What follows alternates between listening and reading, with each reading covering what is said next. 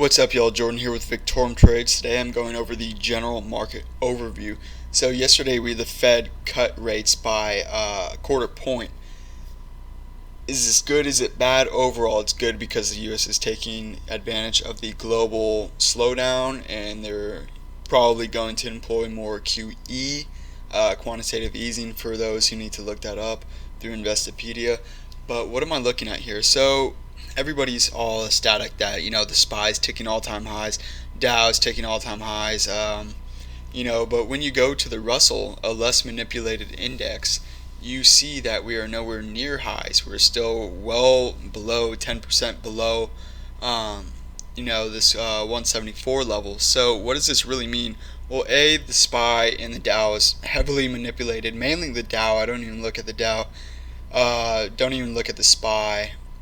The only reason I mention it is because if you are to trade, a Dow, a SPY, or a Russell 2000, you might as well trade the SPY because year over year it yields the best return with the least volatility. So that's why I'm honing in on the SPDR for that sake. But the Russell, it hasn't broken out. And if you dig deeper into the Russell, a lot of their stocks that make up the Russell are below their 200-day. And in addition to that, they're below their 50-day moving average. These are two things you never want to see.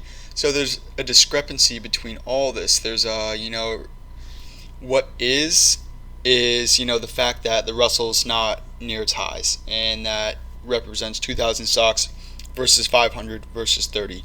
So there's the kind of what is versus what should be. People think, oh, the SPY's at all-time highs, the Dow's near all-time highs, but that's what should be happening. Stocks should be going up. But when you look at what really is, reality versus opinion, the Russell is still down. So this brings me to my second point. It is people have been discounting the rate cuts, the market, for months now, for years, almost. If you scroll back into 2018, you think we just had a random chop for no reason. No, people were anticipating stuff. People were unpegging the Chinese yen to the dollar and vice versa, and hedging, and any chop is people moving around, big money moving around. So that whole 2008 period was a preparation of something more to come. Consolidation, weed out, whatever you want to call it. People have been discounting, big money has been discounting these rate cuts, trade wars, news, etc. for months and almost years now.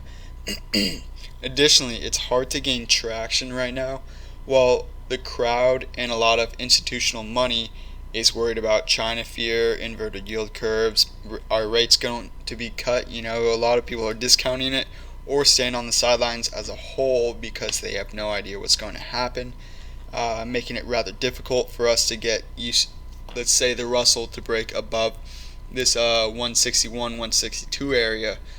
Above there in a hold, now we're talking, now we could probably start seeing traction within our own portfolio, which brings me to another point, is within my own portfolio and some of my members, they aren't getting too much traction. What does this tell us? Well, the SPY's at all-time highs. Should your portfolio be? No, because if you mimic the SPY, you're going to get SPY returns or Dow returns or Russell returns. You need to use them as indicators, as what's going on as a broad sense. Are we poised to make higher highs within individual stocks? How's the overall market going? How's the overall sentiment surrounding the three big ETFs, the Dow, the SPY, and the Russell?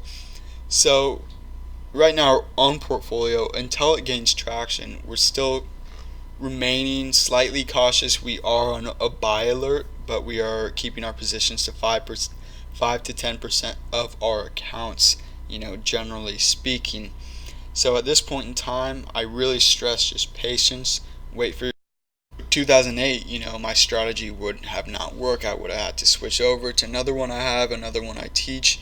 And so therefore, you need to think long term. You need to be patient. You need to be patient. You need to be patient and mentally ardent. Other